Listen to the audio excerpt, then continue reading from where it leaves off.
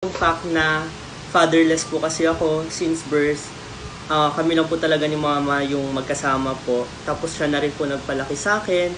Or minsan po, iniiwan niya po ako sa mga kapatid niya po, sa mga tita ko po, para sila po muna mag-alaga pag magtatrabaho po siya. Yun na rin po yung biggest challenge ko po siguro sa buhay, na isa lang po yung magulang ko at kinakaya ko po yun, kinakaya po naming dalawa na mabuhay po na kami-kami lang talaga. And although masakit sa part ko kasi minsan nakakainggit sa ibang mga bata, pero yun lang po talaga yung choice ko sa buhay, and I have to live with it na lang po, kumbaga. Ano ba yung biggest dream mo? Biggest dream ko po talaga is makatapos po ako ng college para makatulong na rin po ako sa family ko po, and syempre makapag-earn ng living, magkaroon ng comfortable na buhay pagkatanda po. Yun po.